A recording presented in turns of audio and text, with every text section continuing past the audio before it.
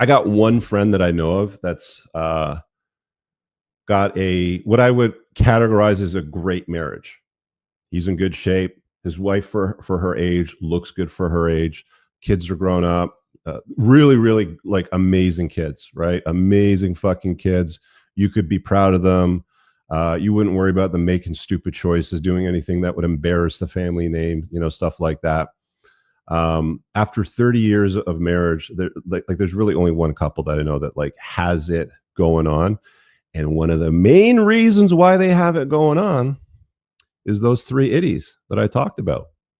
Proximity and familiarity was a little bit lower during the course of the long-term relationship. He was an entrepreneur. He had to travel a lot for business, was away for trade shows, on flights and business meetings. She stayed home. He brought home the bacon. She cooked it up, looked after the kids, took them to the extracurriculars. He was there for about half the month doing, dad and husband sort of stuff. The rest of the time he was out. So proximity and familiarity was low. There was also a degree of competition anxiety on her part because he was around attractive women at trade shows and stuff like that. I wouldn't be surprised if he indulged, from time to time.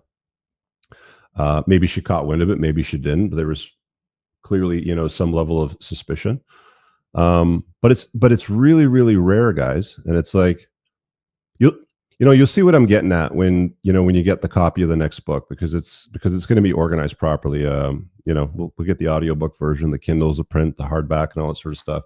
We'll get it all to you out very, very soon before the end of the year. By the way, if you're coming to the 1% forum, you're going to get an early copy of the book. The book won't be available probably till November, December to the public on Amazon, but we're going to have print copies for the guys at the forum, 17th and 19th. If you want me to sign it, I can do that for you. So check that out at Entrepreneurs and Cars, the 1% Forum 2025. You can see it there in the URL. Anything else we got here in the chat before I wrap up? I literally opened the door and told a girl, "You can leave now." When I was in my early 20s, she begged to stay, and her whole attitude flipped. I was just such a dick back then, and it worked great. I'm telling you guys, you have to be a little bit mean to keep them keen. It's just the way it is. You're going to have to learn to adopt lines like, "Babe, I know you don't like this." You validate you validate their concern. You don't just say "fuck off" and "shut up." And, as much as you'd like to just do that or leave it at that, you validate the concern. I could see why you don't like that. I could see why you'd want me to stop doing that, or I could see why you'd want me to do that. But here's the thing.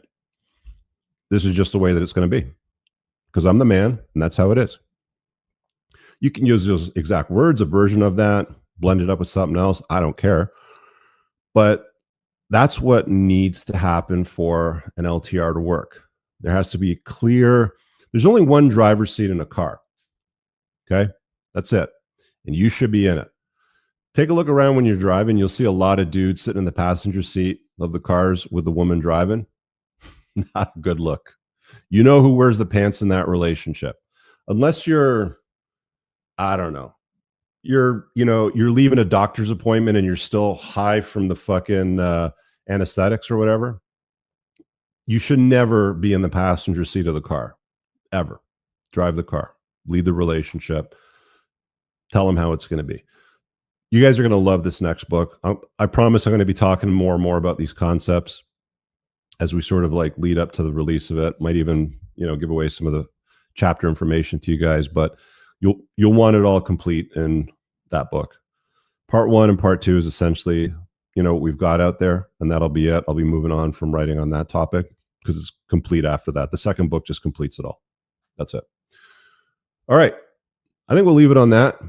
Nice hot day out here in the greater Toronto area. I think I'm going to get a few things done. I hope you guys enjoyed the stream. All right, guys, I really hope that you enjoyed that clip. If you want to check out the full-length podcast episode, you can find that right over here. Also, make sure you visit my website over here where you'll find my supplements, the opportunity to book me privately one-on-one for coaching, and most importantly, my new School of Unplugging, which you'll find on the courses tab. Newer to the channel, hit subscribe.